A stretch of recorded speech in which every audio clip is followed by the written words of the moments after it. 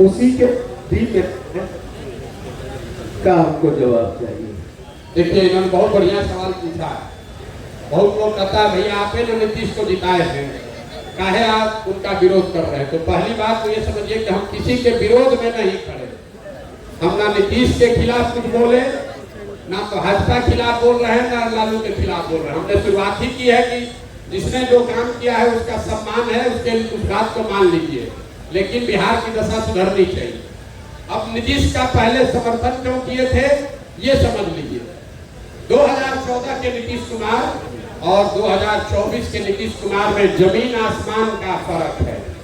नेता के तौर पर, प्रशासक के तौर पर और मानवता के आधार पर। 2014 में जिस नीतीश कुमार की हमने मदद की थी, ये वो नीतीश कुमार हैं थे जिनके नेतृत्व में बिहार सुधरता हुआ दिखा था। हम जैसे लोग बिहार में राजनीति करने में इच्छुक नहीं हैं, तो हमारी इच्छा ये थी कि नीतीश कुमार यहाँ बने रहें ताकि बिहार में सुधार होता रहे। पहली बार नीतीश कुमार नवंबर 2014 में चुनाव हारने के बाद हमसे मिलने आए दिल्ली, हमसे बातचीत हुई। तब हम मोदी जी के साथ थे। नीतीश कुमार को किसी ने कहा था कि मोदी जी का जो चुनाव जिताया है वो लड़का बिहार का ही है। हमसे मिलने आए नीतीश जी।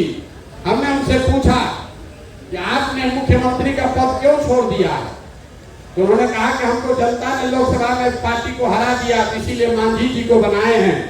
अब राजनीति करने की मेरी इच्छा नहीं है। आपसे मिलने आए हैं देखने जानने की भाई क्या ऐसा आपने किया कि मोदी जी जीत गए। उस बातचीत में हमने नीतीश जी को कहा कि आप वापस आइए। बिहार की जनता ने आपको नहीं हराया है, आपके दल को लोकसभा में हराया है। मुख्यमंत्री के तौर पर आप काम करते रहिए, और जहां तक चुनाव जीतने हारने की बात है, हर तरीके से आकर आपकी हम मदद करेंगे। आप बिहार में विकास का काम जो शुरू किए हैं वो चलते रहना चाहिए। नीतीश जी ने वो बात मानी। मांझी जी को हटाकर चुनाव से पहले खुद मुख्यमंत्री भी बने और हम आकर उनकी मदद भी किए। आप लोग के आशीर्वाद से उनको जिताया भी।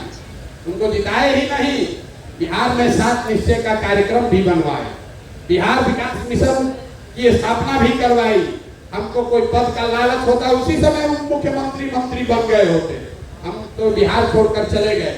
लेकिन बिहार में नीतीश कुमार उसके बाद रास्ता भटक गए, कभी पलट के इस साइड, कभी पलट के उस साइड, इसलिए उनका आज विरोध कर रहे हैं। 14 में जिस नीतीश कुमार का हम समर्थन कर रहे थे, ये वो नीतीश कुमार थे जिन्होंने वाजपेयी के जमाने में, वाजपेयी जी जब प्रधानमंत्री थे, नीतीश बाबू उस समय रेल मंत्री थे। गैसल पश्चिम बंगाल में एक रेल की दुर्घटना हुई थी, 297 आदमी मरा। नीतीश बाबू ने अपने पद से इस्तीफा दे दिया। वाजपेयी जी ने जब उनका इस्तीफा स्वीकार किया, तो नीतीश बाबू ने कहा कि 297 आदमी की मृत्यु हुई है, हम कैसे इस पद पर रह सकते हैं। और आज वही नीतीश कुमार हैं। कोरोना के दौरान हजारों बिहार के लोग का उनकी दुखद मृत्यु हो गई, लाखों बच्चे बिहार के मारे मारे फिर रहे थे। वही नीतीश कुमार घर से बाहर नहीं निकले, इसलिए आज उनका विरोध कर रहे हैं। 2014 में जिस नीतीश कुमार का हमने मदद किया, 2014 में नीतीश कुमार चुनाव नहीं हारे थे, उनके पार्टी को जनता ने लोकसभा में हराया था। आज नीतीश कुमार चुनाव हार गए हैं। 14 में नीतीश कुमार चुनाव नहीं हारे थे और राजनीतिक मोरालिटी के नाम पे उन्होंने पद छोड़ दिया था, इसलिए उनका मदद करने गए। आज 2020 में नीतीश कुमार चुनाव हार गए हैं। 243 के लोग विधानसभा में, 42 को उनका विधायक जीता है। लेकिन आप और हम देख रहे हैं कि कभी लालटेन पर लटक कर, कभी कमल पर बैठ के ये आदमी कुर्सी छोड़ना नहीं चाहता, इसलिए इसका विरोध कर रहा है। और एक और सबसे बड़ी बात आप समझिए, लोकतंत्र में किसी पर भरोसा, विश्वास, वोट 5 वर्ष के लिए है, जीवन भर की गुलामी नहीं है। 5 वर्ष पर चुनाव क्यों होता है? 5 वर्ष पर चुनाव क्यों होता है? 10 वर्ष पर भी तो हो सकता था।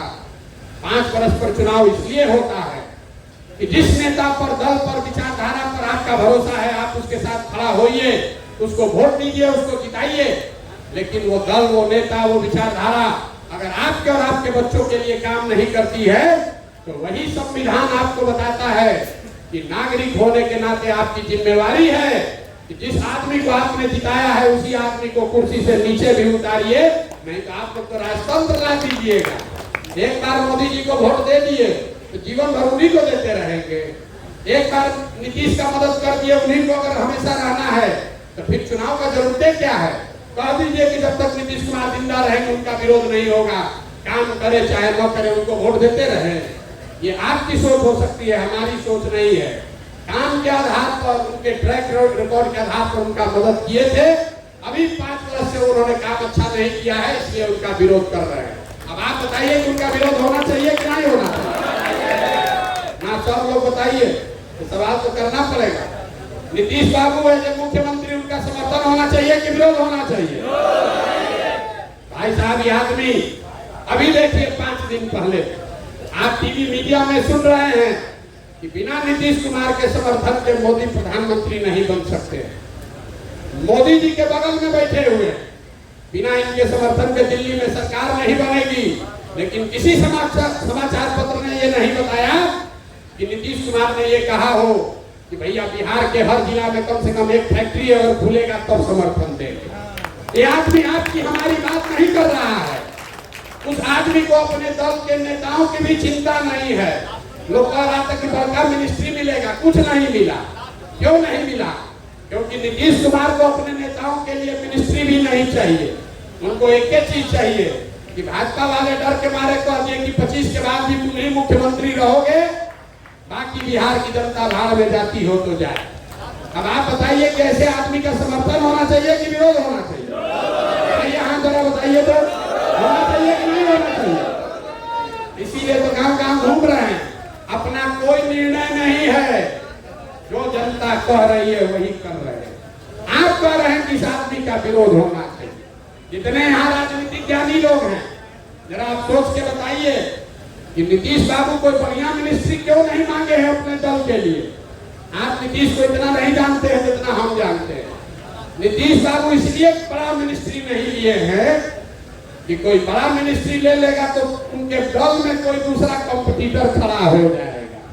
इसलिए ऐसा मिनिस्ट्री दो कि वो मिनिस्टर भी रहे, उसके पास काम करने का कुछ अवसर भी न रहे। लेकिन नुकसान किसका है? नुकसान बिहार और बिहार की जनता का है। ऐसे आदमी को आप वोट देते रहना चाहते हैं तो आप दीजिए, हम तो मत देने वाले। बहुत बहुत धन्यवाद।